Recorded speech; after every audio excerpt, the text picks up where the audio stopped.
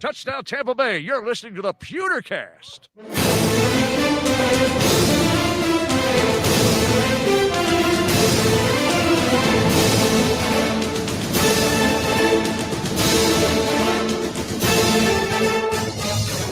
Welcome to the Pewtercast. I am Brent Allen, your host who has decided to show up this week for the midweek show on time, ready to go. Joined as always by my good friend right over there, Mr. Ren Dax. Ren. Hello. How's your week going, my friend? Well, we're batting down the hatches here on the coast. We're on the West Coast? Yeah, West Coast of Florida. That's right. You guys have that thing like coming right over your heads right now. No, it's rain bands. Like it's not even it's a category 1, but like I don't think it's going to last even a category 1. It's going to be like people are freaking out. Like, you know, full on. Well, it always happens. Like full on. People are boarding up. I understand if you're a restaurant, you're going to close because no one's going to come because it's going to be, you know, blustery and rainy all day. But I mean, a hurricane is 55 miles per hour. And that's at the center. And the center is going to be nowhere near us. So it's going to, you know, it's going to be gusty for a little bit, for, you know, for a few hours. It's going to rain all day. People are losing their goddamn minds. I'm over here in Jacksonville, so northeast, and they've shifted it where it's going to come like sort of in our general area, but by the time it gets here, it's just going to be a depression, is what they're telling us. It's called a thunderstorm. Right. So we're all like basically, okay, sports leagues gets canceled for the day. That's about it. Like, no, like you go to the grocery store right now. Guess what's on the shelves? Bread and milk. Yeah, exactly. Like nobody's worrying about it over here, but I certainly on your guys' side of the state, I could understand it. But yeah, I don't know. I remember that being a thing in Florida. Like, look, if it doesn't break like Cat 3, Cat 4, like I'm not worried about it. Yeah, I'm going to the beach. That's how we roll in Florida, right? Well, I want to say hello to everybody who's joining us. We were doing this a lot earlier than we normally do. Typically, we would record this late on Wednesday, but things worked out to be able to just sort of go here in the middle of the afternoon. So another Wednesday curveball. There you go. So for all of you guys who are home, not doing anything or whatever, however you're watching us out there, hello to those of you that are joining us live because we're going live like we tend to do these days. Whether you're on Twitter or Facebook, Periscope, Pewtercast.live, YouTube, all of you guys out there, hello. We are here in this midweek show after this weekend. Oh, I'm sorry. First of all, happy Veterans Day to everyone out there who has served, is serving, has family, spouses who have served. For me specifically, my father, my brother, my other brother, my father-in-law. I've got a couple of grandpas. Lots of friends, my best man for my wedding, and the guy who should have been my best man in my wedding as well. Had 2 of them. They are both currently serving. And so thank you, everyone out there, for your service. And happy Veterans Day to all of you guys out there. Yes. On my side of the family, it's no one. There you go. I usually get when I go like, my dad, my brother, my other brother, a couple of grandpas, my father-in-law, people look at me and go, what happened to you? What happened to me? So anyway, we are here in this midweek. Oh wait, I'm sorry. Oh, God, look at me. I'm like all out of sorts because this is like right in the middle. Hey, real quick before we go any further, quick word from our mediocre friends at mybookie.ag. I think we're the mediocre friends. They're good friends. That's true. You know, that's 100% right. We're the bad friends. We are the ones who make fun of them every time, and they're still like, we just want to play. But with MyBookie, look, guys, here's the deal. There's lots of stuff you guys can do. You know what MyBookie is. You go out there, you make a bet. You can basically bet on anything. You can do it in the middle of a game if you want. You can do it before the game. It doesn't even just have to be during the game. It doesn't have to be during football. It could be during college ball. It could be, I heard the NBA is getting ready to start back up again, really, really soon. College basketball is coming up. You've got, I don't know. You probably could still do something with the presidential election. I know they had that as a thing. Who's going to win Arizona? Right. So you have all of that sort of stuff. And whether you're a first-time customer or you have been playing with MyBookie for years, there's no shortage of value to be found in all the stuff that they have out there. So here's the thing that they're doing for us now. You go over to MyBookie. you make a deposit, use our promo code OVERTIME. That's OVERTIME. No spaces.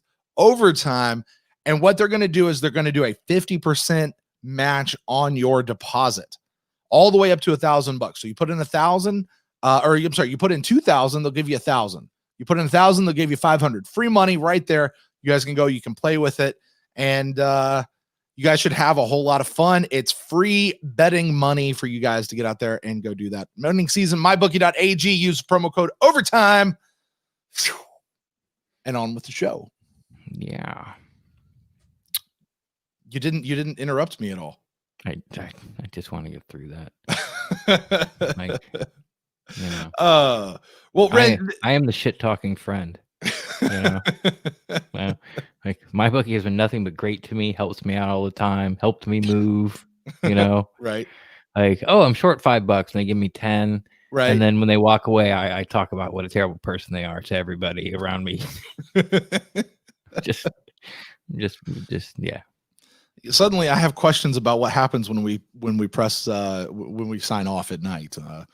Oh, Cheryl Heel's all about it. Oh yeah, I bet. Brent was late again. Changed the time of the pod again. Again. Yeah. Said 9. Showed up at 9:30. Did the recording at 9:50. Right. That's how it works. Yeah. That's about it. That's all it is. Our Wednesday shows.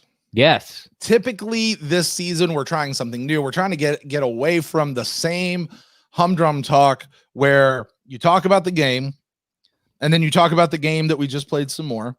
And then they talk about the game that we just played some more. Mm-hmm. And then you get the preview episode, the getting you ready for next week. Yes. And you talk about that game while also still talking about the game that you just played. Yes. This week especially, I don't ever want to talk about that game again. No.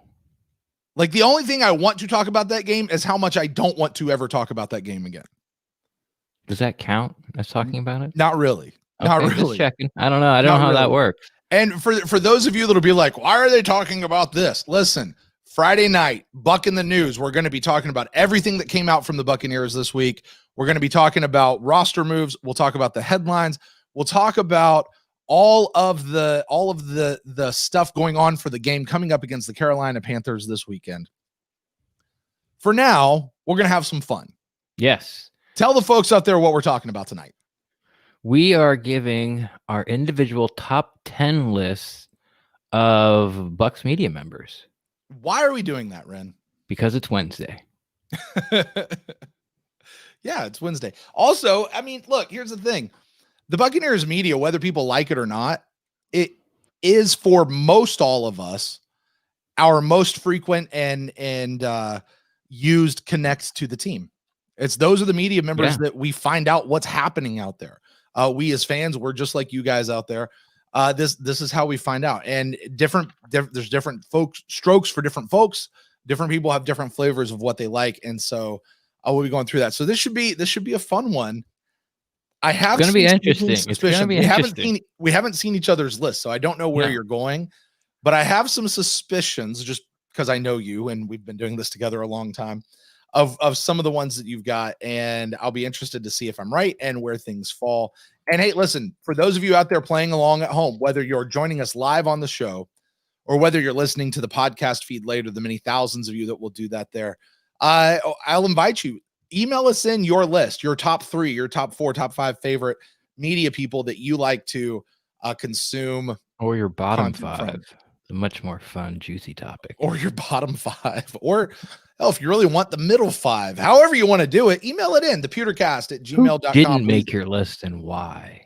There you go. I think that's going to be the best part of this whole thing. After we're done, there's going to be people that didn't. What about make that list. person? Yeah. Yeah. That's going to be fun. So, Ren, I'll ask you as we go into this, as you were making your list and you thought top 10 Buccaneers media personalities, what were sort of the criteria that you just said, this is how I'm making this decision? Sure. First off, personality has nothing to do with it. It's not, it's like she has a great personality. Like none of that, like it doesn't matter. Like it's not about being fun or being relatable or being, giving access to fans like through Twitter, answering their questions. Like Sure. That's a little bit, but that wasn't the main reason. So it's not really personalities. It's just media members for me. And I did not include anyone on Buccaneers.com, anybody that works for the Bucs, because even though that, Scott's one of my favorites, we had Casey on. I was uber impressed with her. We've talked to Carmen Vitale. Everyone loves Carmen. Yeah. You know what you're going to get from them. It's all going to be positive. Like I refuse to read Buccaneers.com this week because I don't want them to blow smoke up my butt about, Shaq got it. Look, Shaq is on pace for, third for pressures. Like I don't want to read that stuff this week. Right. There's no sugarcoating and glossing it over. So no one from Buccaneers.com, because I want my list to be able to represent people, that tell it like it is and give me the information. When I learn something, you climb up the list. If you talk and I learn something most times, or every time, not every time, but like most times you speak, you're high on this list. If you don't, you're not on the list. Right.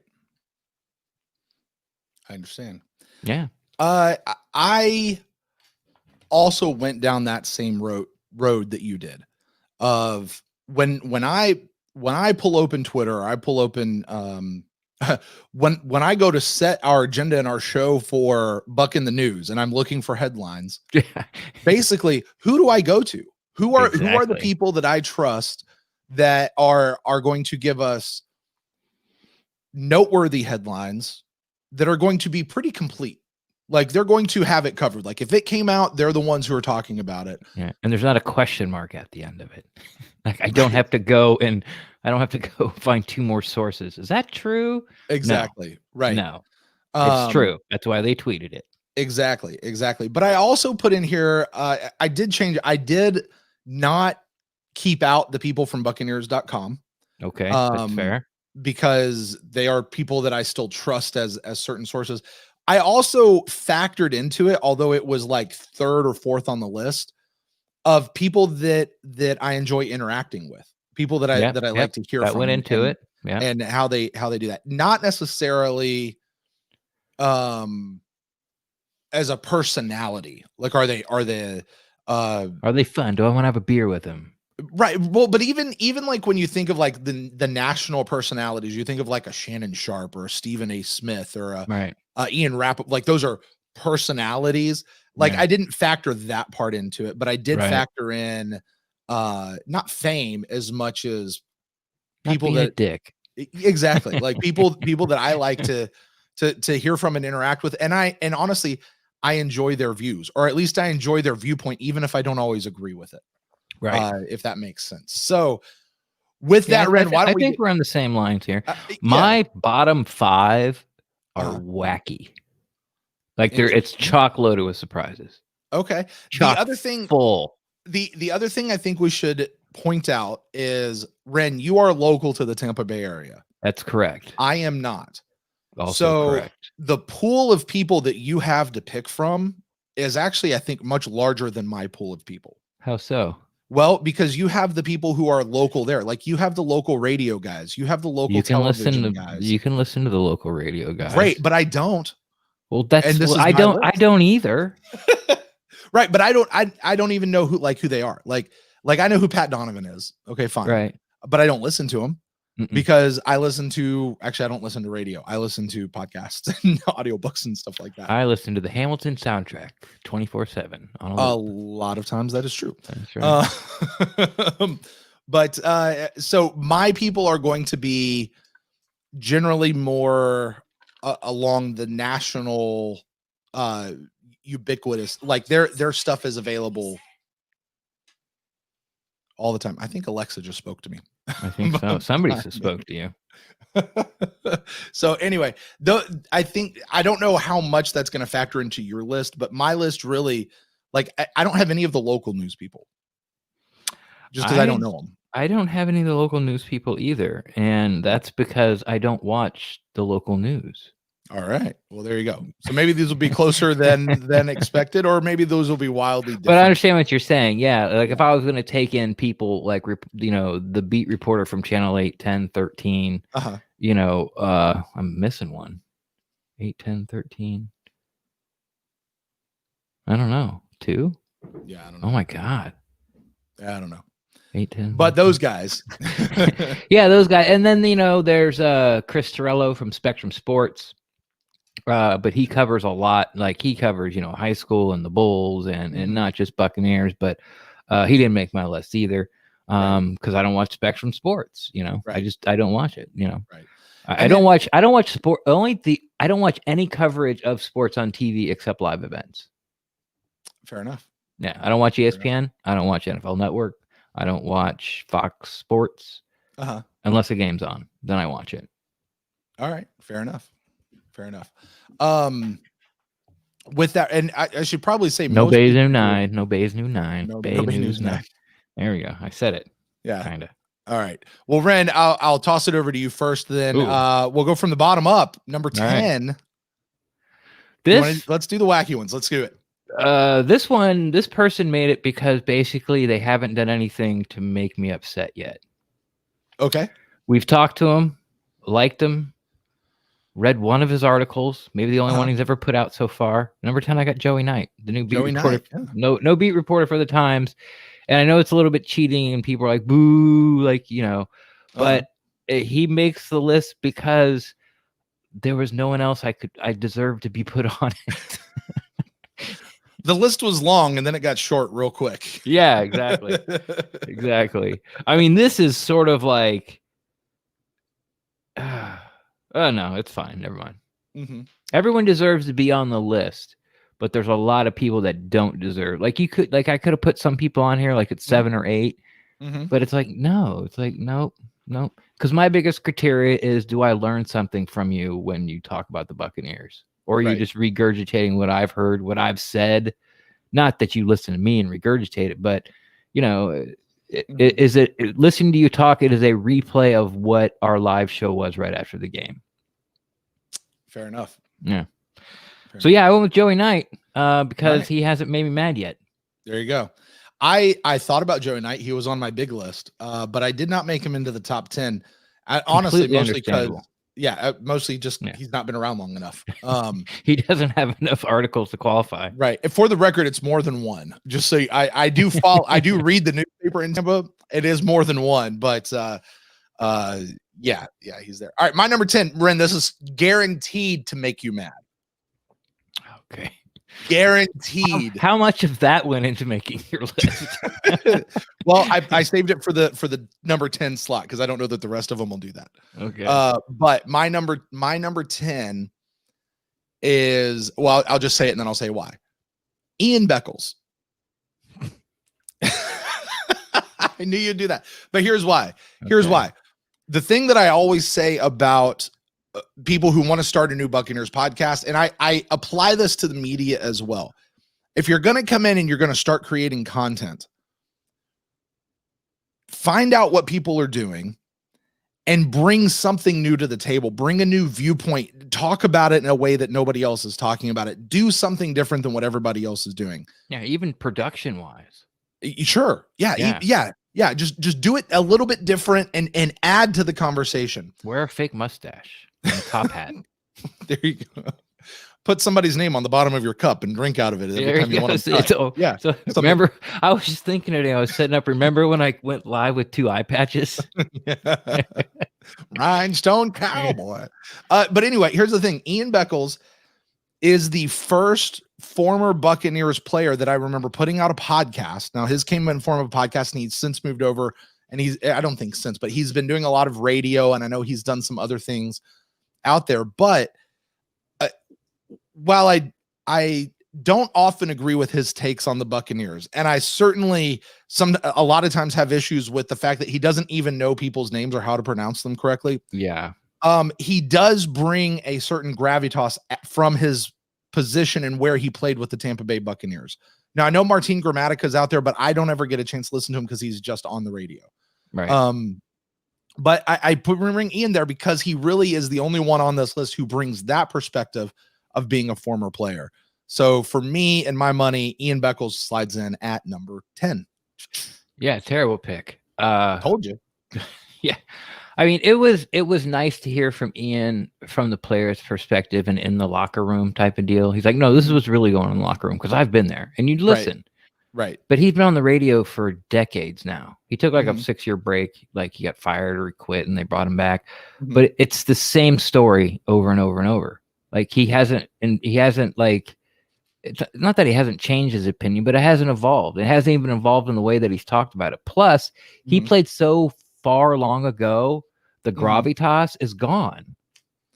That's a fair point. You know, I feel the same way with Brooks and Sapp. And Sapp, yeah. Yeah, like, well, this is where you need to play defense. Like, bro, your defense doesn't exist anymore.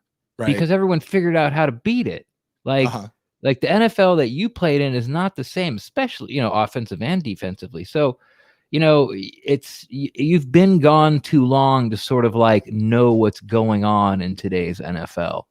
And like you said, he's lazy. He doesn't pronounce the things right. Like every year I try to give his 10-minute podcast, which is 5 minutes of commercials, another try. And then he won't even, I think, he said Joe Haig's going to be like playing, he'll back up at left tackle. And everyone knew that he was back up for the interior line and right tackle because he's never played left tackle except for a few snaps, just stuff like that. And you're the afternoon drive guy for a top 20 market in the United States on the only, well, it's not true. There's two, but really there's only one sports talk show. Like you're in the main spot. Everyone's glued. Everyone's going home. Everyone's listening to you, and you're lazy and you don't know how to pronounce people's names and you don't know where people play, and you're just going off. You know, you just have very strong opinions going off. Well, back in my day, but it was over 20 years ago. Yeah. Like it's just completely changed. So I understand you putting him on there because he does have an element no one else has, but he's just terrible at it.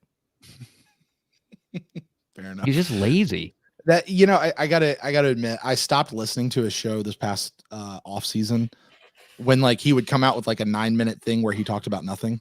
Yeah, like just because he had to come out with something, and I haven't quite picked it up back yet this season because it takes me every off season. I put it back in my rotation, and I get about 3 weeks through it, and I'm like, no, I can't. Yeah, I understand. I mean, like I learned nothing, and half the stuff you're saying is absolutely incorrect. All right, Ren. Well, with that, why don't we move on to number 9? Oh man, this is gonna be touchy. I have to word this carefully. Number 9 is Jenna Lane. Okay. What I don't like about Jenna Lane is her questions. There's lots of feels. Like, how does that make you feel? You know, she has the least amount of leeway to be able to ask the questions she wants to ask. No more evident than it was, you know, during training camp when she asked every single person that came up on a Zoom call twice about Tom Brady, because that's where the marching orders were from her mothership. Right. Okay. She has instructions that she has to follow as an employee. Right. Yeah. Like you need to ask, like we need the most information about Tom Brady. So that means you have to ask you're going to use your 2 questions, and you're going to ask the tight ends coach about Tom Brady, and you're going to ask the DBs coach about Tom Brady. You're going to ask everybody about Tom Brady.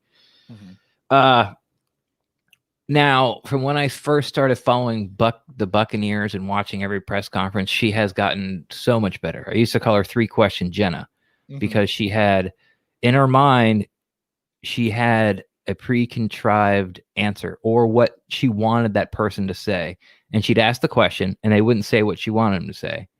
And then so she reworded it a little bit. And then again, they wouldn't ask her what she wanted to say. So then she would just she would just take what she wanted to hear and say it and say, am I right or wrong?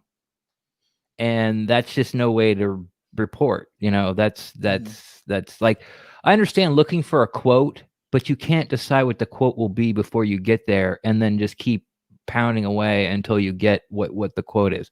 Now, again, she has greatly, she's so much better. So much better. I love how she brings a different sort of, I don't want to use the word energy, but her style with the players, you know, where I don't really care for the feeling questions to the head coach. But watching her work the players at training camp, they seem to be more at ease with Jenna, Yes. and they like to talk to Jenna. So that part I like a lot. She's a huge advocate for, you know, the advancement of women in sports. She's always doing shout outs and tweets and stuff. What the last negative thing is that if you have a problem with something that Jenna says or reports or talks about on Twitter, you have to be extremely, extremely careful how you word it, because she will pull out the SJW card on you, you know, on you very, very quickly. And when you look at the I'm not saying her job, but when you look at the rest of the world through a lens of I'm getting gypped because I'm a woman, or I'm being taken advantage of, or I'm not getting the same opportunities as men because I'm a woman, it's hard for me to communicate with you, because in today's age, everyone's become very proficient at spinning everything into the way they want to. The best example I can give you was there was a tweet that there was this guy, he was a weatherman, I don't know where, and he had his little infant son, like during the cast. And Jenna quote tweeted and said, she goes, "This is very sweet, but I can't help but think that if this was a woman, people would yell about how she can't do her job." And it's like you have to be looking. Which by the way, she's entitled to have those thoughts. Of course, yeah. Right. But you have to look at the world through that lens, and every situation through that lens. You can think it, of course, but then tweet it out. And then I think she realized what she did wrong and she pulled it down.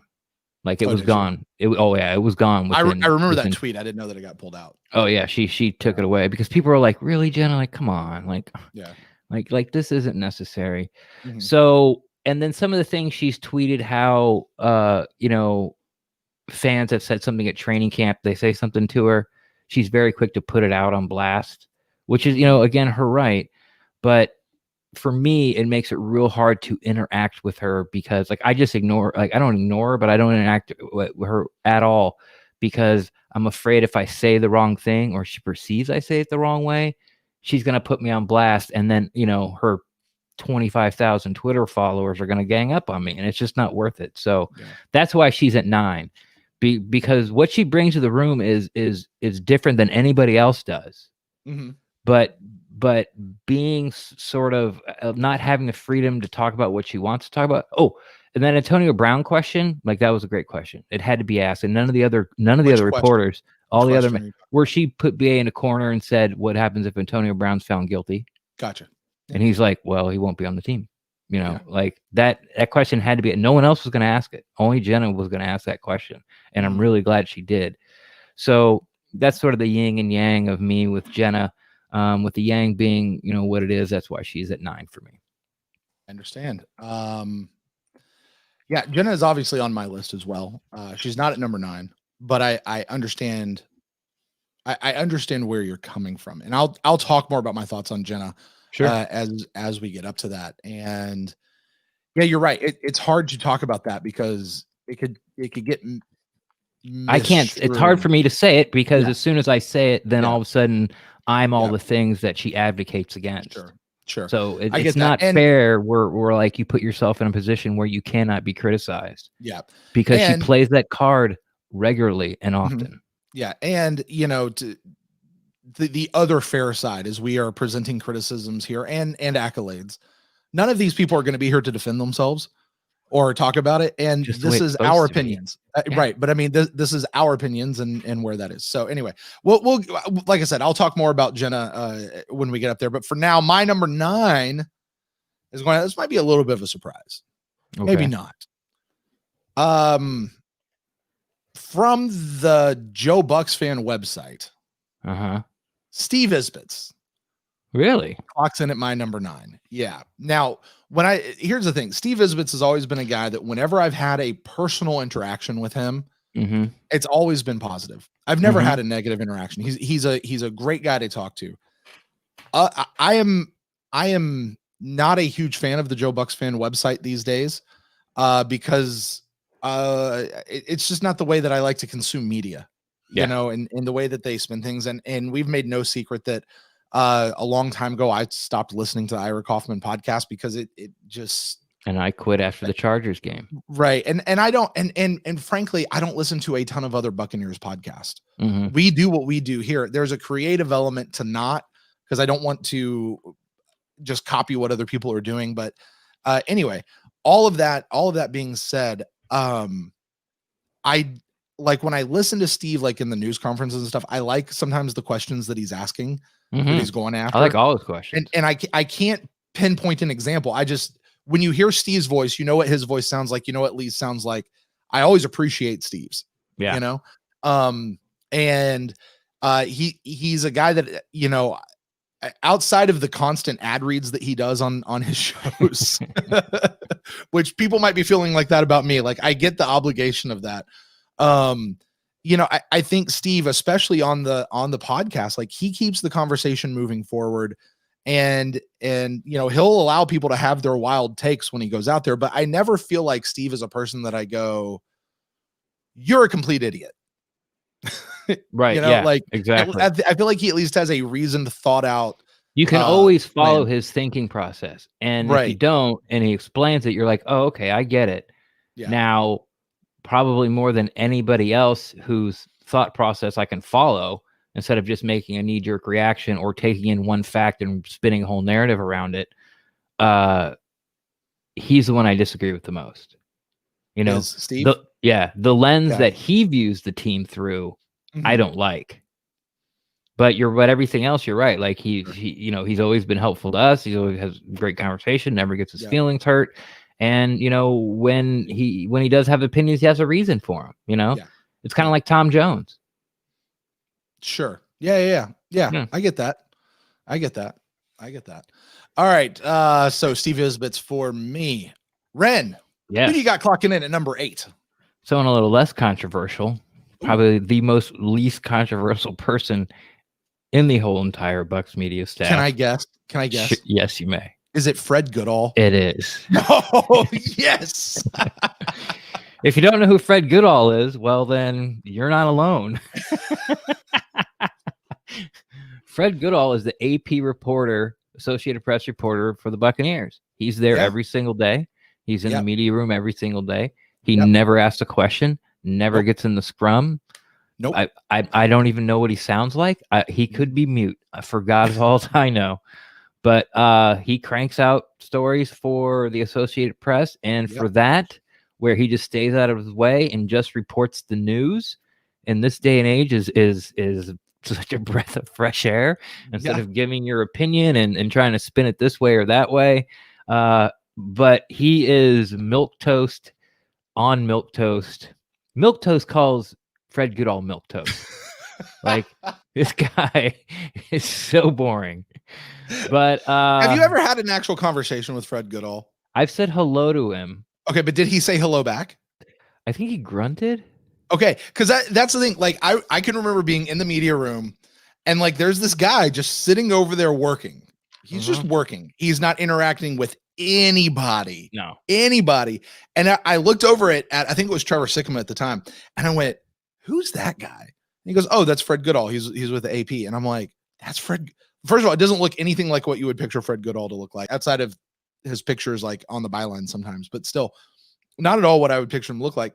But he when you talk about a professional and a guy who works, and he's there to do his job, and that's what he does. I mean, that's straight up Fred Goodall. And I almost had him on my list. Oh yeah, I did, but I didn't, because I've never actually had a conversation with, not just because I haven't had a conversation. Oh, boo-hoo. That's not what I mean. Like, because I've never actually had a chance to read his work out. I don't want to say never. I have once or twice. It doesn't come across my desk very often. No. Like, I don't go search the Associated Press for Buccaneers content. I had to go look at the Associated. I had to look it up to make sure I had his name right. I'm like, his name's Fred Goodall, but let me look that up. And I was like, the Associated Press beat reporter for the Buccaneers. And then I had to scroll down and find an article that was done like 2 days ago. And I clicked on it and said Fred Goodall. I'm like, yep, that's him. Okay. Yeah, I don't think I've read any of his work. Yeah. Ever. I think I have, like, when it's appeared in like the Tampa Bay Times or different places like that, which, you know, the way the Associated Press puts their stuff out there. But I get it. And I will say this though, Fred Goodall is a very respected member in that media pool, at least as far as I can tell. Yeah, I'm with you. Yeah. And I think mostly it's because he doesn't say anything. It's like you cannot. It's like you can't be mad at him because exactly. It's like you don't necessarily like him, but you can. But you don't not like him either. Yeah, you don't not like him. There's nothing to not like. He's the guy. There's nothing there. It's a white piece of paper, man. Did you ever watch the show The IT Crowd? I did. I've seen. You know the guy who's like always in the closet. Like he's there. He's just constantly there. He kind of they had him dressed up as like a goth guy, but he was just he was just the ghost in the closet. He was just a guy who was in the closet that was he always there, but nobody ever talked to him. And eventually I don't think I got that far. You never got that far. Yeah, that's kind of Fred. Like he's just there. He's always there. Nobody ever talks to him. So. And I gotta tell you, if Greg or Cook or any of those guys, what are you talking about? Fred's like the most jovial guy in the room. They'd probably tell us that. Shows what you guys know. What are you talking about? Yeah. Stuff? Anyway, all right. Let's hear. Fred's been in prison. What? Fred Goodall's hard. Yeah, exactly. He's probably like a degenerate gambler and like with 3 marriages.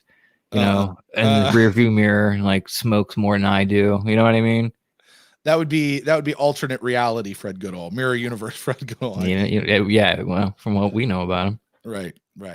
Well, my number 8 is coming in at your number 9, Jenna Lane.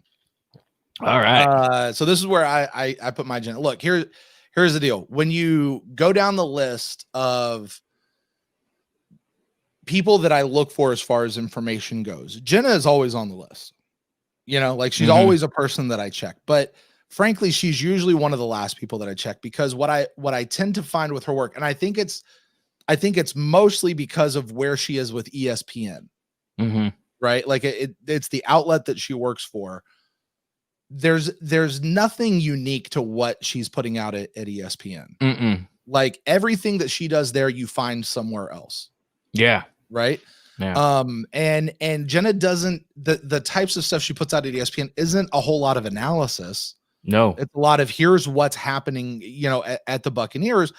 But it's like, because it's almost like it has to go through this national thing at ESPN and all that kind of stuff. It just always seems to be late or not as in depth or in detail, but I think it is purely because of where she is at ESPN. It's the type of work she has to put out for ESPN. Yeah. Because her audience is not necessarily you and me as much as it is the rest of the NFL world out there. Yeah. Looking for news. Does that make, and so it's got to be very boiled down. It's not super in depth.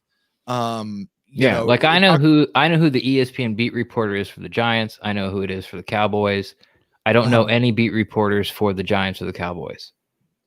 Right. I don't know who the newspaper guy is. I don't know who digital people are. I know, Ed Werner and Sal Pescatore. Like that's all I know. And like when Jenna goes on TV, she's on for 2 minutes, if that, like 30 seconds. Like that's her spot. That's what she gets to talk. And I think that gets reflected out there. But when you talk about watching Jenna work, I can't say the room, but let's say the field, when she's out there talking to the players, you're 100% right when you say she has the ear of the players. Yeah. They'll all talk to her. And to watch her, talk to her, they all trust her. They do. Right. She's not going to go out and badmouth them or any of that kind of stuff. And they'll talk to her. I mean, and that's from the big name people all the way down to the roster turners. Yeah. You've seen her. I've seen her out there talking to them. So I have a lot of respect for what she does. I think there's and the fact that she is the one who picked up the ESPN beat.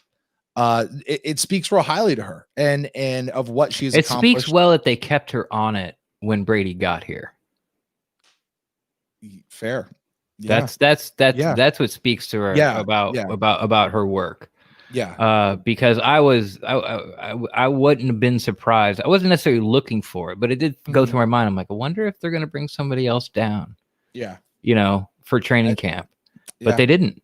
Yeah. Yeah. They let her be there. So that being said, so Jenna Clarkson, because I appreciate the work she does, but for as deep as you and I are into this whole Buccaneers thing, hers isn't necessarily I'm not her audience. It's not breaking news and you never learn anything. Exactly. But I very much appreciate what she does. And I do check out her stuff every single week when I'm looking for Buck in the News stuff. It's always there. I'm checking just to see if it's something. And Jenna's one of the people that, I'll turn on the notifications of her when like it's draft time or when they're doing roster cuts and stuff. Cause she sometimes does get, a tip off on the boys. And, that's good to hear as well. So Jenna Clarkson at number 8 for me on my list. Ren, who do you got for number 7? Number 7. No one's going to know who it is. We talked about radio earlier. Yep. I was going over because quite frankly, I was running out of spaces. I had one empty space and I'm like, no, they don't deserve it. No, they don't deserve it. Mm-hmm. No, they don't deserve it. No, they don't deserve it. So I went with Jay Retcher from 620, 95.3 FM, 98.9. I don't know what they are. They've always been 620. They'll always be 620 to me. Yeah. He used to do a show, but now he produces. I don't know if he produces the Ron Ian show. I think he produces a Ron Ian show. Okay. But when he had his own show, I always liked his takes. He never said anything stupid. It was always well thought out. And he was well rounded in all the big 3 sports here in Tampa Bay. Mm-hmm. And he's not a dick on Twitter. And I just wanted to really there was no one else in the room I wanted to put on. So then I started to branch out to radio. I didn't want to put T-Kraz on because I don't think he's very good. Ronnie Lane doesn't really, he's kind of like Fred Goodall. Like he never says anything. Like he never has really an opinion that sways me at all. Pat and Aaron, they say a bunch of stuff. And then when it blows up in their face, they go, "Oh, we're just goons." It's very sort of frat boyish, which I'm just too old to kind of enjoy anymore. I don't find sort of like their show entertaining. And Ron Diaz just reads the newspaper on the air, and we've talked about Ian Beckles. So right. So so I ended up going Jay Retcher. I think he's the best sports mind at that radio station. All right, fair enough. I have absolutely nothing I can say about that because I don't listen to that radio station. I don't know anything about it. So fair enough. My number 7. My number 7 is somebody who is not on your list, Ren. I can guarantee it. Because this person doesn't fit your spoken criteria. Okay. From Buccaneers.com, Scott Smith is making my list here at number 7. Look, guys, here's the thing. 7? Number 7, yeah. Wow, that's low. You thought that was low? I do. Yeah. 28 years, man. Do what? 28 years. Well, that's why he's on the list. Is 28 years. Because Scott is, listen. You made the list because you haven't been fired. Do what? You've made the list because you haven't been fired. No, look. Scott's stuff when he comes out from Buccaneers.com, yes, it is very polished. It is very put out there. But propaganda. When Scott comes on this show, or when he goes on Locked On Bucs, Scott's a very he'll tell it like it is. Yeah, that's what I mean. Like he doesn't actually blow a whole lot of hot air. Now he's not going to badmouth anybody on the team, but he's also not going to prop them up for something that they're not. And he'll give you his honest opinion on things. He just says it in the nicest, most positive Buccaneer way possible. Right. But he's also, I think, like he's got that Rick Stroud kind of aura about him as far as this goes. Like he's been around, he knows what's what, and he knows what's going on. And he kind of, he'll tell you and I think he's got it. I think he understands how teams are built. And with the Rick Stroud thing, especially like when people come up with all these crazy conspiracy theories about, oh, you should do this or you should do that. He's like, well, yeah. But keep in mind, this is also what's been going on. And this is also what was happening. And he has a way of explaining where it makes sense. Yeah. And it's not just blowing, like we say, it's not blowing hot air up anybody's butts. Like and actually like, okay, that actually, I buy that. So for my money, Scott Smith coming in at number 7 on my media list. Yeah, he's not going to try to prop up Donovan Smith. Right. But he won't say anything bad. This is the worst Scott ever says. He goes, well, we'd like for him to play better. I think that's obvious. Right. That's about as bad as it gets, you know? Right. You know? Yeah. It's like, you know, the Buccaneers thought that Donovan Smith would have a better year last year. That's why they paid him the $12 million. But, you know, so yeah. I like it. He would have been higher on my list if you know, if he qualified, but he doesn't. So let me talk about why he's actually a little bit lower on my list. Is because the news articles he puts out are not, it's never breaking news. No. Like everybody else beats him to the punch every single time. Right. The stuff that he puts out is interesting. And as you say, 28 years, and Scott Smith has a steel trap of a mind. Yeah. Like he can pull out a stat for anything, you know, right off the tip of his tongue, which is amazing how he can do that. But I don't necessarily find the content that comes out of the written content a whole lot from Scott, and the way he's reporting on the team. I don't tend to find that super interesting. Yeah. But I like, it is exactly what it needs to be from the guy who is leading the team's website. Yeah. You know what I mean? Yeah. It's he's really good at what he does.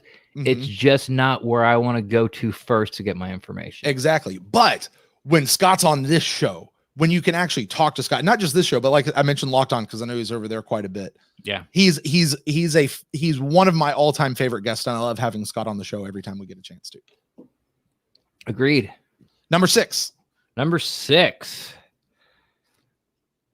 last of my curveballs, I guess. Yeah, this is probably the last one.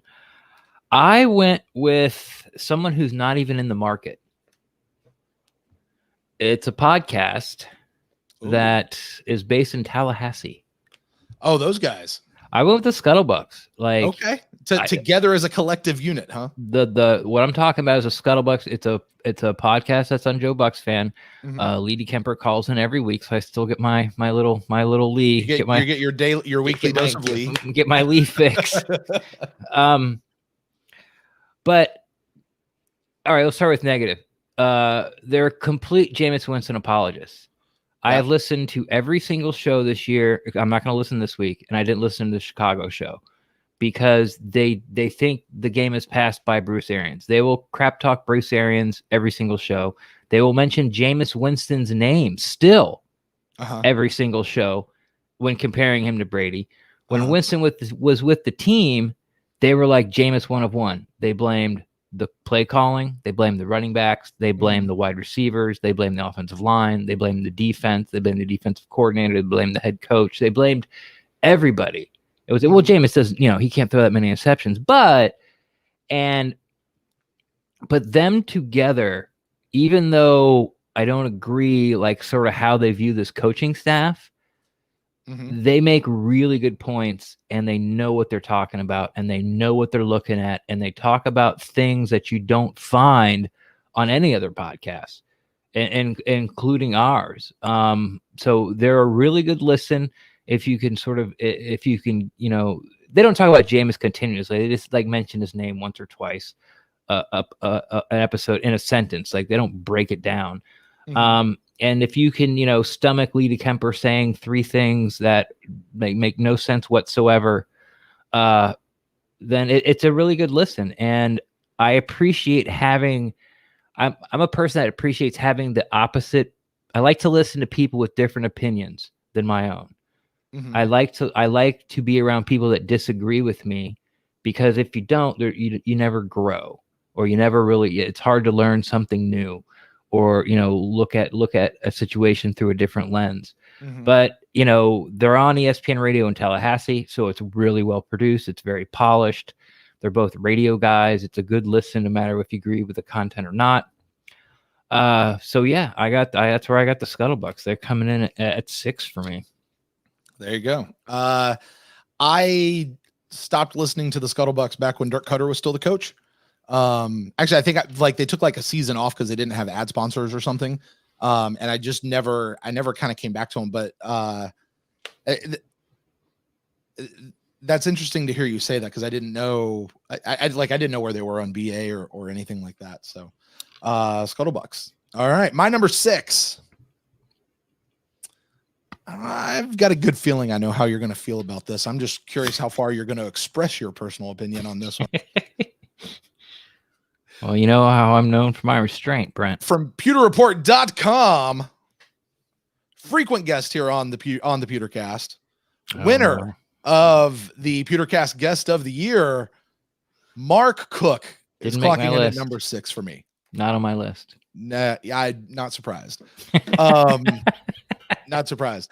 But Mark Cook for me. Look, here's the thing. This is my thing with Mark. One, I like Mark a whole lot. Me too. I agree a lot with what Mark says whenever I hear him on the podcast. I do too. And here's the thing. I don't care what Mark Cook says. I don't care what he's allowed to say, what he's not allowed to say. Mark Cook, in his heart of hearts, and Mark, you can call me and tell me I'm wrong on this. In his heart of hearts. Yes, he is. Mark Cook is a fan of the Tampa Bay Buccaneers. Huge fan of the Tampa Bay Buccaneers. He's absolutely a fan of the Tampa Bay Buccaneers. Absolutely. He'll melt down once a year. Right. Yeah. Right. He absolutely does. And look, I don't blame Mark for that. Look, he's from Tampa. He grew up watching this team. This is a team that in his heart of hearts, he is. Now, as a member of the media pool, he's not quote unquote allowed to be a fan of the team. And Mark Cook conducts himself professionally when he's around the team, and he'll go through those processes. But I appreciate, as somebody who tries to straddle that line a bit between media and fan. And I think here's the thing. I've never understood the whole idea that you can't be a fan of the team that you're covering. Like, I don't get it.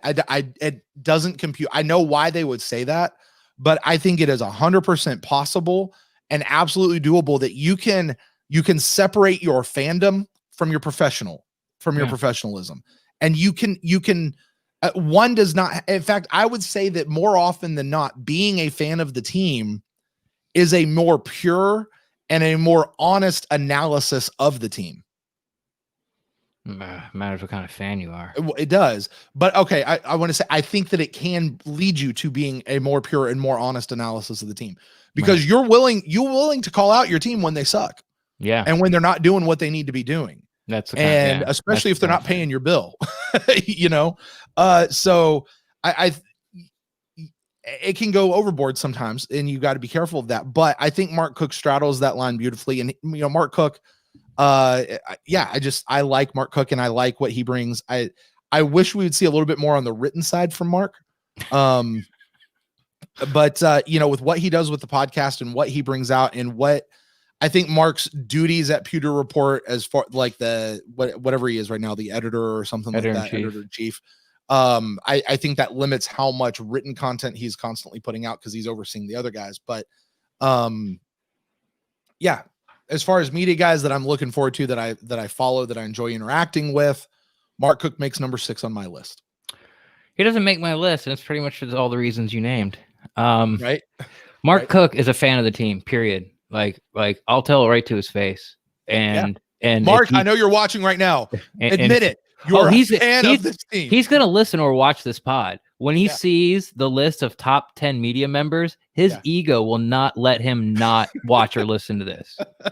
Mark, you have my number. You can call me, brother. Yeah. But he's a huge fan of the team. Yeah. But I don't learn anything new when I listen to Mark Cook. What he is, he's a very smart fan. You can give Mark any subject on the Buccaneers, and he can talk about it for 10 minutes. No problem. Mm-hmm. And Mark's a 76er. And nothing I haven't heard already before. Now, the negative parts about Mark Cook is, one, get a scratch pad and a piece of paper. Get a scratch pad and a pencil. Mm-hmm. Because the way you interrupt people on the pod completely takes that show off the rails all the time. Here's what we're talking about. Oh, wait. I remember in 1970 when I was at a REO Speedwagon concert, and that has nothing to do with it. And then you can't get back to it. When he first started doing that, I swear to God, Scott Reynolds would be like, the murderer is, and Mark would jump in. Oh, speaking of murder, that's what you call a bunch of crows, right? Crows, Counting Crows. They were a good band. I like band. Yeah, band camp. Yeah. No, yeah. Well, I wasn't a nerd, so I didn't go to band camp. Anyway, Scott, you were saying, and it would never, he would never come back to what the murderer was. And it would make me so mad. It would make, like, you do not have to, every piece of information that pops in your head, you don't have to spit it out. That's called being a good podcaster. Let the other person talk. Like Brent's doing right now. He's just leaning back. He's just watching me go. He knew he was going to trigger me on this. He knew it, and he's letting me do it. Just write it down, Mark. Just write it down. And you know what? The Cuddle Black, brother. just like write it down. So if you write it down, you also don't have to talk about it. Like if it doesn't come up organically, that's fine.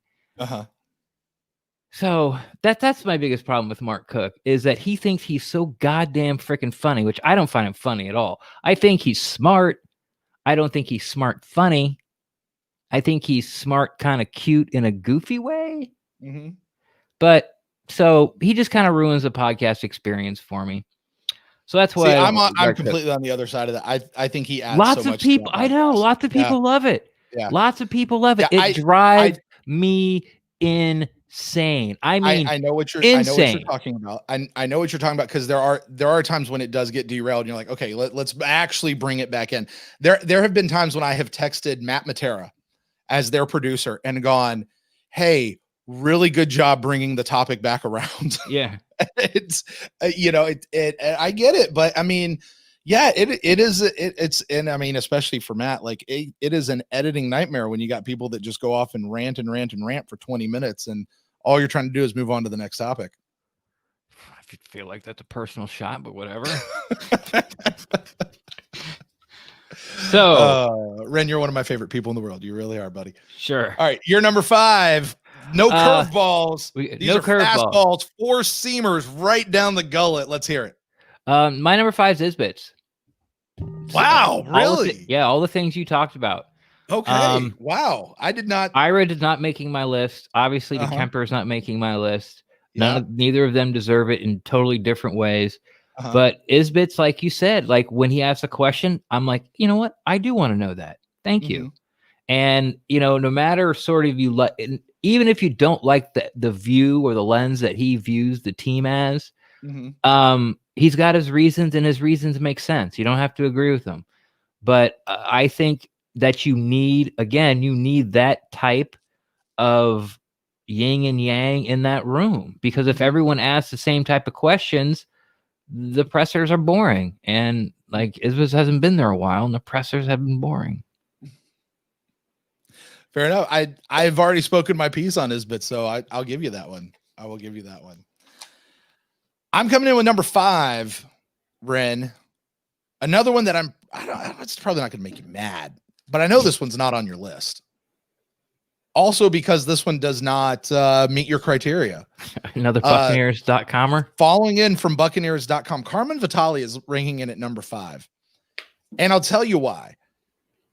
The work that she puts out at Buccaneers.com, I very much enjoy, like the analysis of how she goes in and breaks things down. Gosh, there was an article she had out the other day. What was it? I'm not good at pulling up specific examples, but anyway, she is. Don't argue with me then.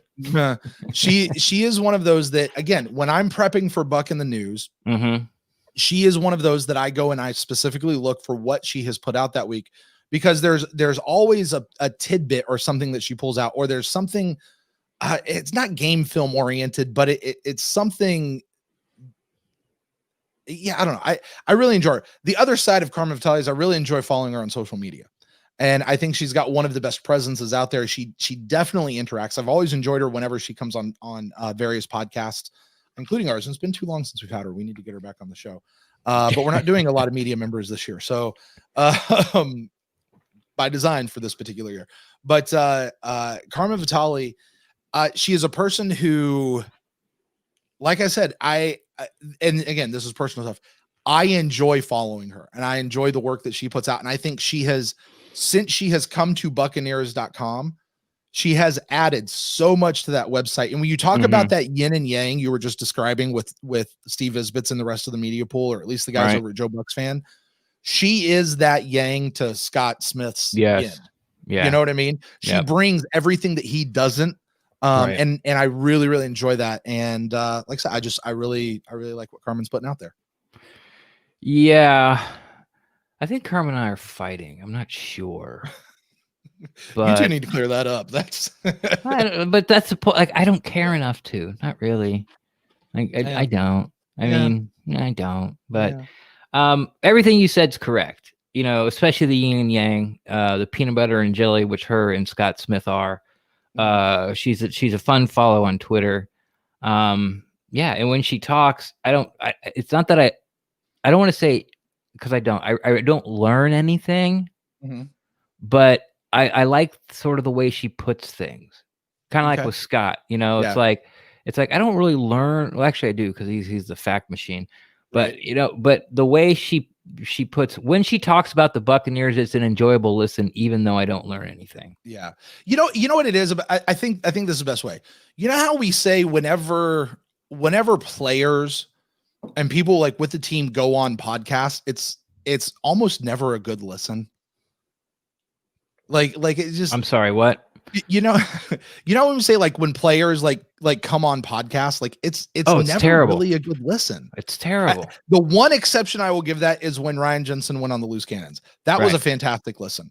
But outside of that, and I don't think that that's the fault of the podcast as much as it is, or the player.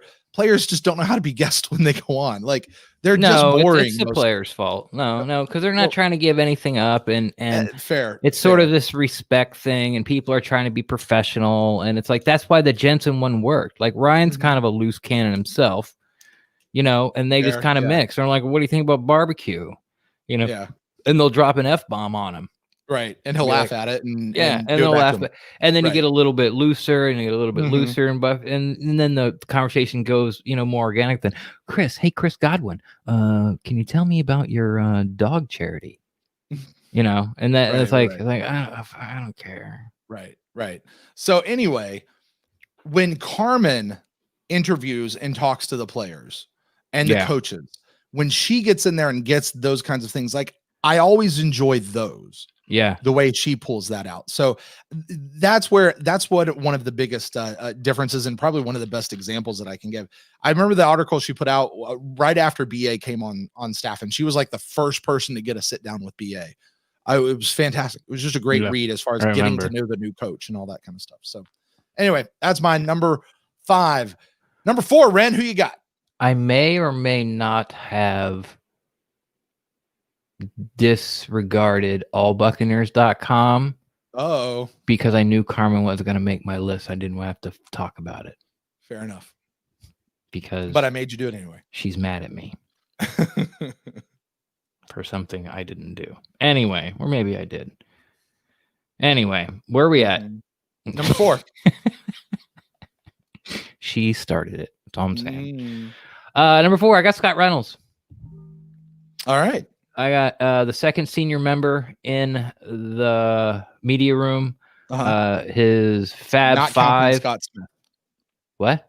Not counting Scott Smith. He's not in the media room. Right. Okay. Just checking. Just clarifying. Sure. He's got the Fab 5. He's got the Fab 5, even though it can be painfully long sometimes, and the name is stupid. It's a must read week after week. He's spot on about what the Bucs need to do, or going to try, or what they should do, or, you know, to help the team win, or help the team to quit losing, or to be more productive, or like he can do that. Plus, he's one of the very few people, and I think it's up to 2 people in that room that actually do draft work. You know, looks at players, looks at guys. He understands what he's looking at on defense. He understands what he's looking like on offense. Like, you know, he knows if it's quarter coverage or too deep or single high or zero. Like he knows all that stuff. So, for the type of Buccaneers information I like to consume, Like he's up there. He's one of the best. So that's why I got Reynolds at 4. I've got a feeling that our top 4 are going to be the exact same 4 names, just in different orders. Maybe in a different order. And quite honestly, for me, you could have put these 4 in a bag, shaken the bag, and tossed it out, and like it's that close to me for these 4. No, not for me. No, not for you. For me, it is. One and two. 1 and 2. 1 and 2 are yeah. I'd give you that too. Okay, maybe 1 and 2, and then 3 and 4. You could shake them and throw them out. But nope. No, whatever. For me, I'm just saying. For me, I'm just saying not for me. Okay, fine. For me though, you really Carmen. I didn't do anything. I enjoyed. Wow, talk about interrupting. Jeez, and the murderer is the murderer. You know, murder starts with M. My high school in Polk County, we were the Marauders. It was a pretty cool M emblem. I liked the font. You think we could switch the font of the Pewtercast over that? See, we could switch the font over from the Pewtercast to my old high school, the Polk City Marauders. Can we do that? Yeah. Number 4, making my list. I'm just trying to help the pod, looking forward. I don't understand why you're like being mean to me. But, no one listens to hear me talk about my high school days. Here we go. Hey, there we go. For those who are out there listening, I just muted Ren. It's okay. He can unmute himself. My number 4. Oh, there he goes. My number 4, John Ledyard, newest member in the Buccaneers media room. But my God, what John has brought. He obviously comes in to replace Trevor Sikkema, where Trevor left. Trevor would, I think, absolutely be in this group if he was still around. What John brings, though, is different than what Trevor brought. Yeah. And it is unique to who he is. It's more polished is but I think he also brings it from a different he hasn't been a Bucs fan his whole life. Right. And when you talk about somebody who is coming in as a media member who is not a Buccaneers fan, I mean, that's John Ledyard. He is giving it to you straight down. This is how I see it. This is the way I'm analyzing, and it's analysis you can trust, and it's good analysis. And when you talk about that idea of learning something, every time he gets out there and he talks, John Ledyard's it. And he is such a pickup, such a get for pewterreport.com as an organization, but also for Bucs fandom to bring in a guy of the caliber of John Ledyard. When Trevor told me he was leaving, my first thought was, who in the world is going to fill this hole? Because Trevor brought such a look, Trevor was 3-time Buccaneers Media Personality of the Year award winner. And his votes were never close. No, I mean, Ren, you know the numbers. They were never close. It was over like the first 2 hours the poll was open. I mean, it was never close for what Trevor got. And that's nothing against anybody else. It's just Trevor generated that much. Well, Cook should have filled that spot, don't you think? Yeah, I'm not going there. John Ledyard, though, I think is what I don't know that there's too many other people that it could have come in and not just filled the shoes that Trevor left, but quite probably even upped the game quite a bit. Oh yeah, definitely. Came in, and what John's impact has been at pewterreport.com has been felt throughout everything that they're doing. And Trevor did a lot to get Pewter Report rolling into kind of a more modern era. And John Ledyard has taken that up a notch. And I love everything he's doing over there. And I'm just glad that he is covering our team. Yeah. And he comes in at my number 3. Fair enough. Yeah. Yeah. And for everything you said, and I'll tack on with we're really going to see sort of John shine even more when it comes to the off season, when it comes to the draft talk. Sure. Putting him and Scott together, we had him on, and I told him off air, I'm like the Pewter, now it's a Pewter Report podcast, is almost unlistenable if you or Scott aren't on it. Like, you got to do something. And he's like, oh, we got something in the works. He didn't agree with me. I don't want to sit there if anyone's listening, like, oh yeah, I know. Yeah. But it just became a bunch of people, like talking at a bar and playing grab ass, and a bunch of laughing and cackling and howling and no information. But what he's done through YouTube just alone, They've gone like they used to do two. They used to do 2 podcasts a week. Now they're up to 4. Yeah, sometimes more. No, it was 1 a week. They used to do 1 a week. Yeah. 1 a week.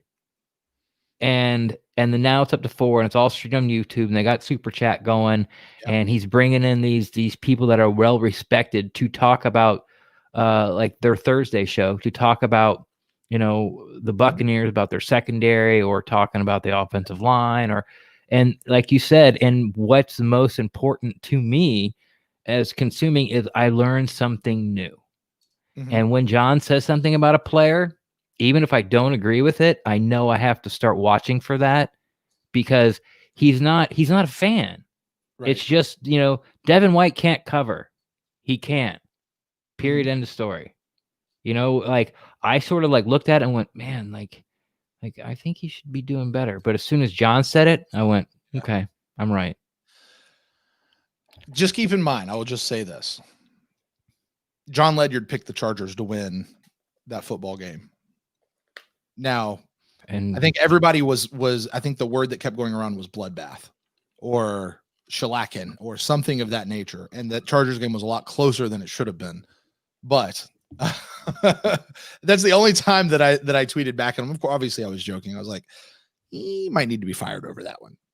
Suspended from all pods. But yeah, don't do that. No, John Ledyard, absolutely. Clocking in at number 3 for me is your number 4, Scott Reynolds, John's boss. Look, Scott's been around, as you said, he's the second most senior member in that media room. He's been around for a super long time. And I know Scott can sometimes be a bit of a polarizing figure to some people out there. But when it comes to honestly holding my respect, Scott Reynolds, I mean, all 3 of these guys at the top have my utmost respect. Right. For what they do, the way they bring their coverage. You know, Scott is a guy who he's really the first person who said, I remember the very first time I had him on this pod, and it was before you were on, Ren. And I said, so how long have you've been covering for a long time? Like, how did you become a Buccaneers fan? How cool is that for you to be able to cover, a team like this? And he just went, look, I'm not a fan. Right. And when Scott says he's not a fan, guess what? He's not a fan.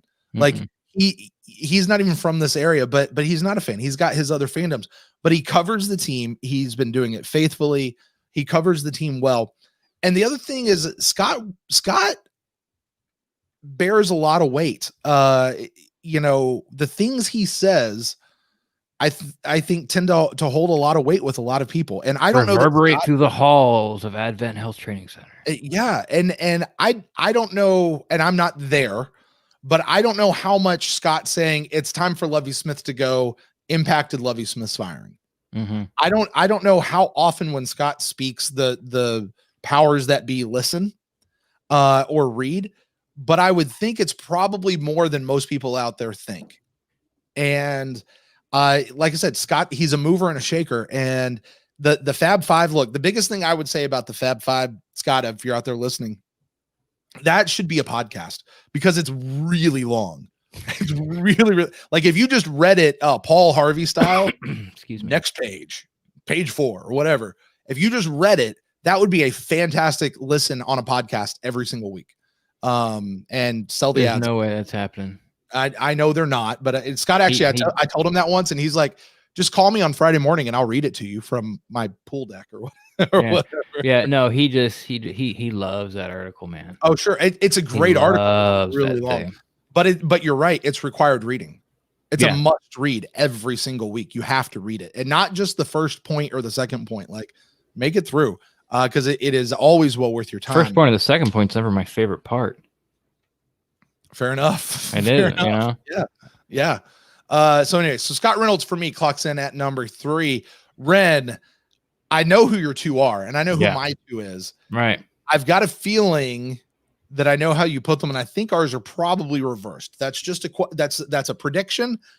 Let's let it out. Cat out of the bag. Number 2 for you, media member in the Buccaneers room. Greg Allman. Yes. Okay, we have them reversed. Yes. This was definitely, like Brent said, put 2 names in a bag and whichever one you pick come out. The only reason I gave it to Stroud was because I consume his podcast 5 days a week. Fair and enough. I just don't get enough of Greg. Greg is the guy that every time he tweets something, I learn something. Every time he does a radio hit, I learn something. Never loses his cool on Twitter. Is hilariously is how do I put this? Is sneakily hilarious. Yeah. He's really funny. Yeah. But you wouldn't know it. Like, you got to kind of pay attention to what he's saying. And he's just, another sort of dictionary definition of a professional. And I'm glad he's here. And if you read something on Twitter about the Buccaneers, take it to the bank. If it's from Allman, take it to the bank because it's true. Yeah. Period. End of story. And he does like roster signings, as the practice squad. He's the only one that really does that. When they protect players on the practice squad, he's the only one that does that.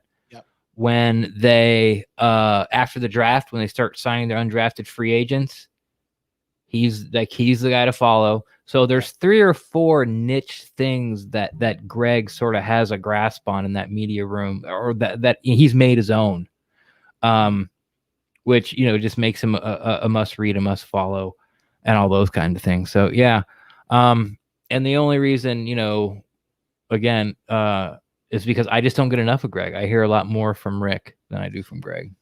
Obviously, I have these two, and mine are flip-flopped and reversed. So, Ren, why don't you go ahead and talk about Stroud, just since it's there. We're talking about these two guys simultaneously, and just talk about you've already started talking about Rick, so go ahead and continue that, and then I'll chime in. Sure. Stroud, again, professional. He grew up here. He's been here. He was a great listen on the radio when he was with Tom Jones. And the reason I like to listen to him on the radio and Tom Jones together is because they're both writers. So that means they have to formulate their thought before they put it out. Because you got to formulate your thought, make it make sense, and then you type it out, right? So they're used to that process. Whereas a podcaster or somebody on the radio, you can just kind of blurt something out and somebody challenges you on it. And you're like, well, kind of, I think, I feel, but they have reasons why they do it and what they're saying, and they back it up. And with Stroud's sources, he's respected nationally. He should be our Hall of Fame voter, hands down. He was invited to the, Hall of Fame voting room last year. Right. I think it might have been the year before. I feel like it's been a couple of years. Yeah. Yeah. It might've been the year before. He's nationally respected. Look, when Ian Rappaport and Adam Schefter look to Rick Stroud for breaking news, when he is a source for those guys, that's a big deal. Yeah. Like when Rich Eisen wants somebody to talk about the Buccaneers, he calls Stroud. Right. He doesn't call anybody else. He calls Stroud. Stroud's been on ESPN, back like when First Take, when it was Cold Pizza or whatever. Like Stroud was on ESPN like once a week for a while. He's done that back and forth with Skip Bayless. He sat in that chair across Skip Bayless for a day. So I mean, those are kind of the reasons why it tips for me to Stroud over Greg. But really, it just kind of comes down to personal preference. Yeah. It's like I love them both. I love you both equally, my children. Right. So here's my thing. So I've got those are my top 2 guys. I've just got them in a reversed order than what you have. First, Greg, who is my number 1. And I've got when you think of a professional media member, Greg Allman embodies that through and through with how he conducts himself. When you talk about a guy who, I don't know if Greg would consider himself a fan if he wasn't covering the Tampa Bay Buccaneers. I think he's from the area. Yeah, he's from there. But, Greg is, this is the fact. This is what happened. Here it is. And he doesn't spin it. He doesn't put any weird deal out there. He doesn't word it in such a way that people like come back at him. He's like, yeah, I just put it out there. It's just fact. Like, He doesn't do any of that. No. Like the way it comes out is exactly how it reads, and it's exactly what you need to know. And when you're talking about news, what happened today? Greg Allman is the guy that I personally go to first. I go to first all the time, minute by minute. I mentioned earlier, Jenna Lane's one of those people I turn on whenever Buccaneers news is popping, right? Be it free agent or draft or something like that.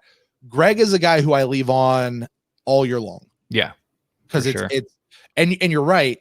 The way that he gets people on Twitter is hilarious. Oh, yeah. He is super funny. Yeah. And so it's I enjoy following him for those reasons more than I enjoy following Rick. But that's not to say that I don't like Rick. Obviously he's number 2 on my list. Right. You know, and when you talk about a guy who is respected, look, Rick Stroud is the only guy who gets to sit down yearly with the Glazers. Not true. Not true. Okay, who else gets to sit down with the Glazers yearly? Everybody. Really? At the owners' meeting, everyone gets like 10 minutes. In a one-on-one situation?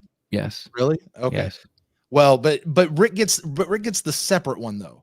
Like he gets that one where he gets the super secret one. No, like he gets like the separate one. Like he gets the okay, maybe he gets 10 minutes. I don't know, whatever it is. But like Rick was the only one that they talked to about the Jameis Winston thing. That could be true. Years ago, right? Rick is a guy who again, you talk about breaking news, Rick's right on it. Yeah. He's gonna get it. And you're right. If for Rick and Greg both, if they say something, you take it to the bank because that's how it is. And they're not gonna say it before it actually is true either. Right. You know what I mean? Yeah. It's going to be 2 sources minimum. Right. These guys know what they're talking about. So Stroud's one of those guys you just have to follow. There's something about Stroud on a personal level that I don't know that always rubs me the right way. Like when I listen to him on his podcast and different things like that. His analysis of the team, I don't always agree with. Really? I don't. No, I don't. There are times where I'm like, I think you're being a little too harsh. When too Joe Bucs fanny. No. The exact opposite of Joe Bucs fanny. But there are just things that I don't always agree with. But I don't care that I agree with that or not. I still respect his opinion enough to listen to it. Yeah, he has enough gravitas where if he says something and I don't agree with it, I have to rethink my thinking.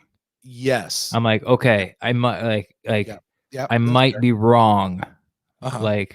And then I have to think about his point and where our points clash, and then I have to decide like, nope, Rick's an idiot, or he might have something there. Sure. So that's my number 2 and 1 together. So that's why Greg gets the nod. But like I said, for me, these top 4 really, you put them in a bag and shake them up, and I could make an argument like any one of them should be in the 1, 2, 3, or 4 category spot. So I can make an argument, but I would be lying. Well, that's all right. All right, Red. Well, before we close out the show, I'll give you a chance for honorable mentions. No, there aren't honorable mentions. Because you were like trying to. I was digging for people to make the list. I get that. Look, I want to bring up 2 people real quick. Actually, 3. I want to bring up 3 people. I'll bring up people, but they're not called up. They're not honorable mentions. Fair enough. Whatever. Dishonorable mentions. Ira Kaufman. Yep. I want to bring up Ira Kaufman. He did not make either of our 2 lists. Yep. Now there might have been a day recent, even as much as 2 or 3 years ago where Ira or even just last year, maybe even last year. Yeah. But there's something that just feels like it's off with Ira that shifted. And I don't know if it's personal, because I know he had some personal stuff happening at home not too terribly long ago. Maybe he's just been too much with Lee DeKemper lately. I don't know. But the coverage that I've seen that has come out from Ira, like the takes and the reasoning behind what he says out there has been so far out there to me. Sophomore and lazy. I guess if those are good words. It's just not been good. So I couldn't put him on my list at all. He's someone who does not know what he's looking at. And I should say that as in, I'm not saying that he doesn't know anything about football whatsoever. Here's what finally drove. Like, I listened to every Ira Kaufman podcast when it came out, the day it came out, almost like the first hour it came out, twice a week since it came out, and it's been like 3-4 years. Mm-hmm. So I listened to the guys religiously.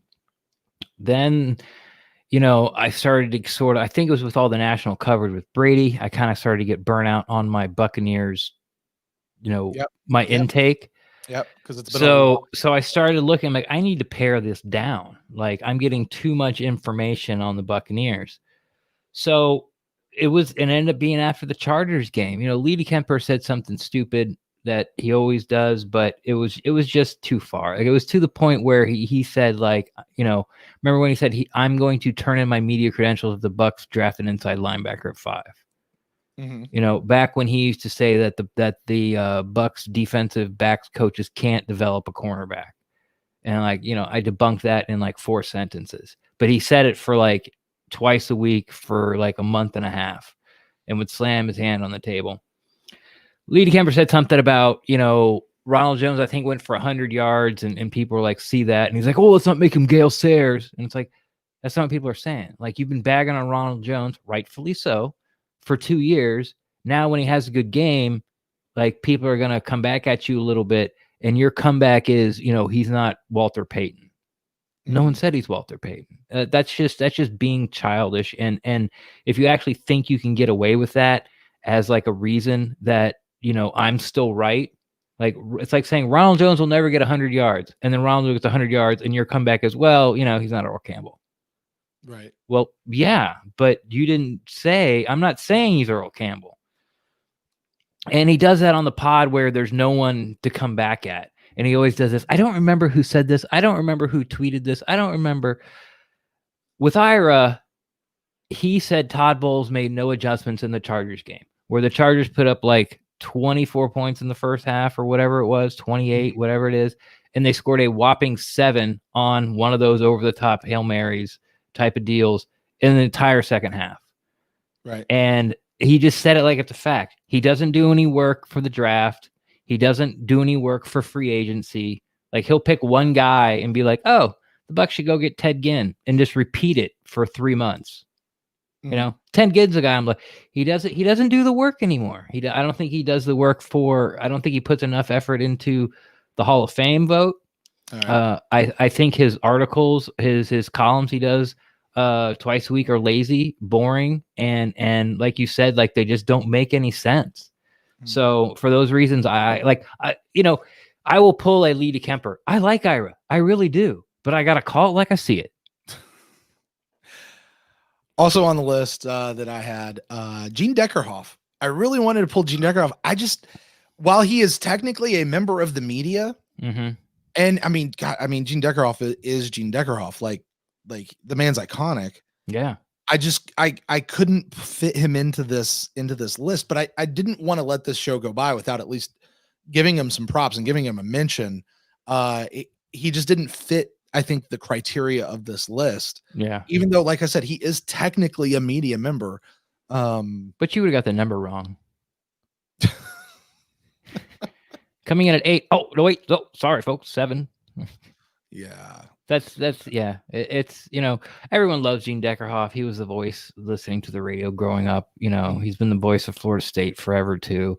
And I think he's missed 1/2 of one Buccaneer game ever. Right. And he's been doing it for like 30 years or something crazy like that. Mm-hmm. But it's time to hang him up. Like, if you know a lot about the team, he's almost unlistenable because he gets the numbers wrong constantly. He gets the names wrong constantly. He gets the yardage wrong and the downs wrong, like, all the time. Man, he corrects it very quickly, but it's just a rough listen. And, enjoy retirement, man. All right.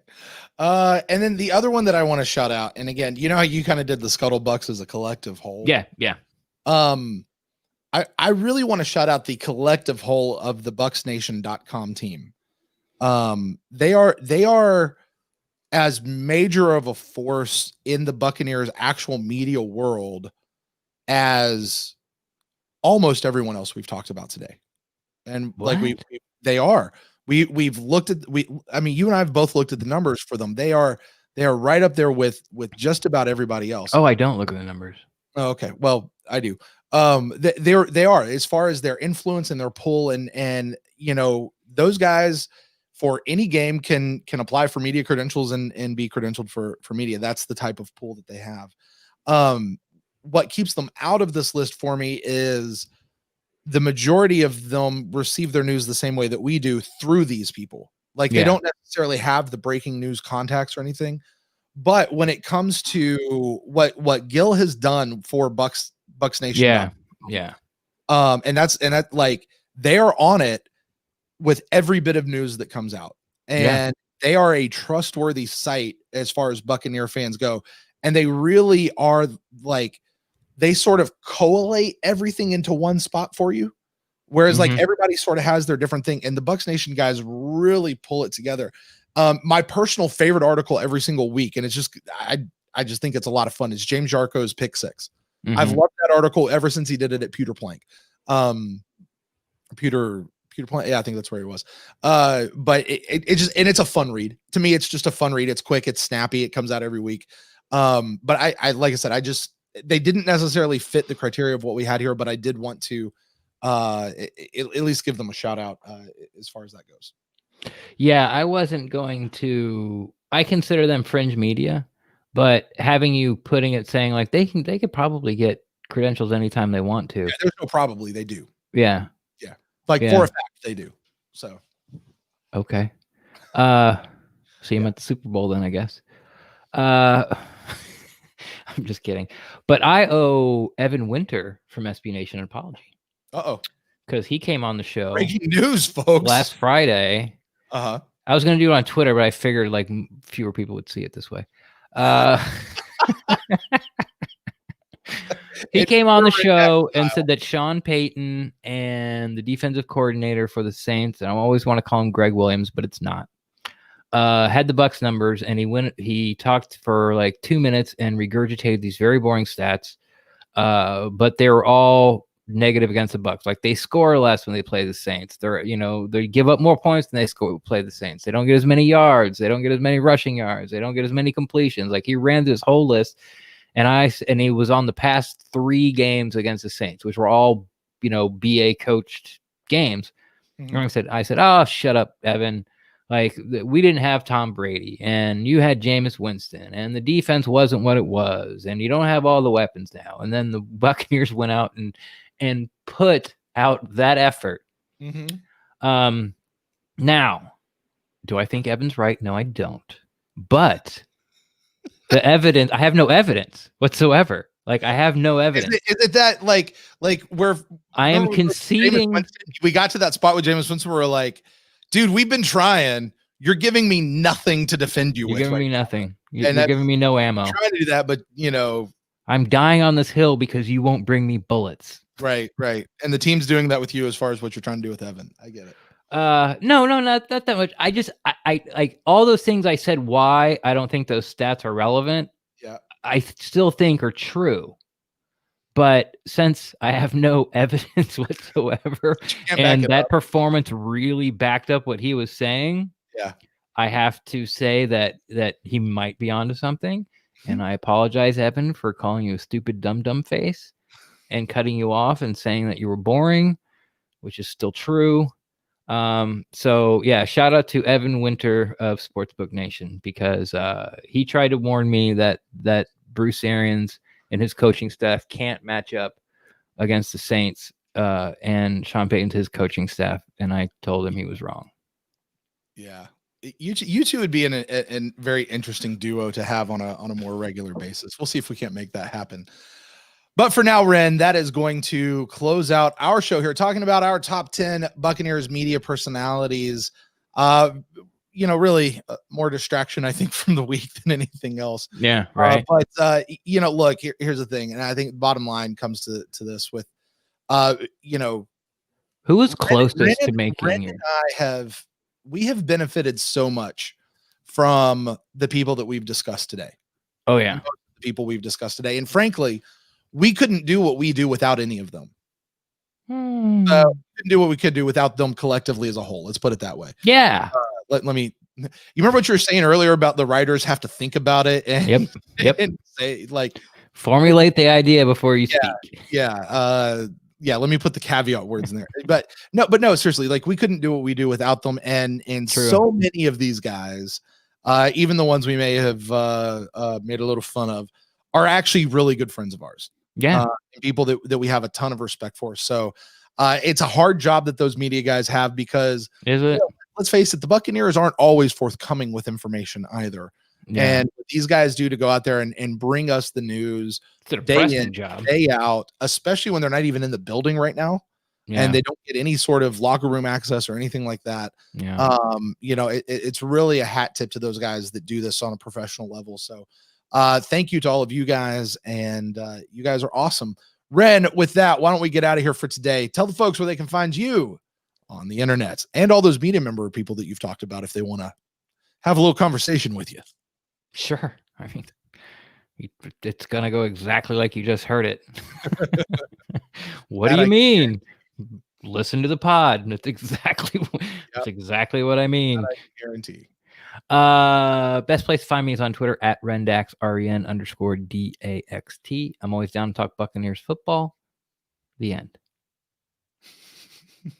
If you guys want to get in touch with me, you can find me at Brent Allen Live across all the social medias. And the show is at the Pewtercast on Twitter, Facebook, and Instagram. You can email us to thepewtercast@gmail.com. Please keep in mind, anything you send us can possibly be used on an upcoming episode of the Pewtercast. The call may be recorded. And what's the second part? Used for training purposes. Used for training purposes. And if you guys would like more of what we do, listen, we'll be back. 4 other callers on how not to call. Oh my God, Mark Cook. What? Huh? Oh, he didn't make. Yeah. Anyway, where was I? Oh, hey, listen, you guys want to join us Friday night? Yeah, exactly. Friday night, we will be right back here to actually talking about the team and talking about all the news that has come out from all these lovely people we've just discussed today in our Buck in the News show. We'll recap everything that they have done as we take a look at this Carolina Panthers game. And then we'll be back Sunday afternoon. Clock's at 000. We go live taking your phone calls for your reactions for the original post-game Buccaneers fan call-in show. You guys be sure to join us then. And until next time, guys, go Bucs. I just call them like I see them.